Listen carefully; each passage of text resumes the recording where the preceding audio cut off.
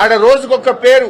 ఒకనాడు కోహినూర్ వస్తుంది, తెల్లారి MEAL వస్తుంది, తర్వాత శిల్పా వస్తుంది, తర్వాత శిల్పా రాగానే అది మళ్ళీ రాత్రి పెయింటింగ్ పడుతుంది. శిల్పాలు ఎవరున్నారో తెలుసు కదా.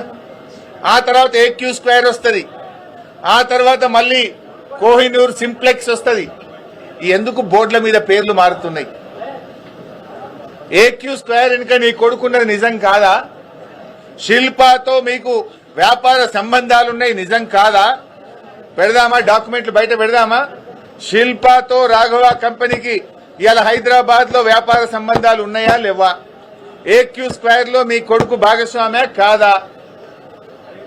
నేను సింపుల్ ఒక మాట అంటున్నా, నువ్వే అంటున్నావు ఇది ప్రభుత్వ భూమి, మేము సుప్రీంకోర్టులో వేసినాము, మా RDO వేసిండన్నావు.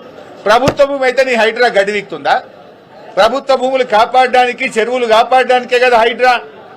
వెళ్ళండి, నేను మంత్రి గారిని కోరుతున్న, నిజాయితీ ఉంటే, చిత్తశుద్ధి ఉంటే తక్షణమే ఆ కాంపౌండ్ వాళ్ళు తొలగించండి, బౌన్సర్లను, ఆ ఆక్రమణదారులపై క్రిమినల్ కేసులు పెట్టండి, అరెస్ట్ చేయండి, ఆ భూమిని ప్రభుత్వం స్వాధీనం చేసుకోండి, ఆ భూమిలో సాగు చేసుకున్న రైతులకు ఎంట్రీ ఇవ్వండి.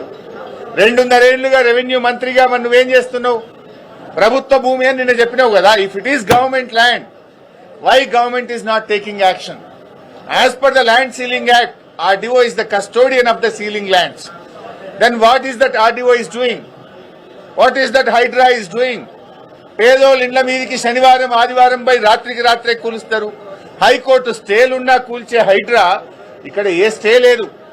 ఇన్ఫాక్ట్ హైకోర్టు ఆర్డర్ ఉంది, ఇది గవర్నమెంట్ ల్యాండ్, ఇది సీలింగ్ ల్యాండ్ అని హైకోర్టు ఆర్డర్ ఉన్నా కూడా హైడ్రా ఎందుకు కళ్ళు మూసుకున్నది? హైడ్రా ఎందుకు యాక్షన్ తీసుకోవడం లేదు? దీనికి సమాధానం ఎందుకో చెప్పడు మంత్రి గారు.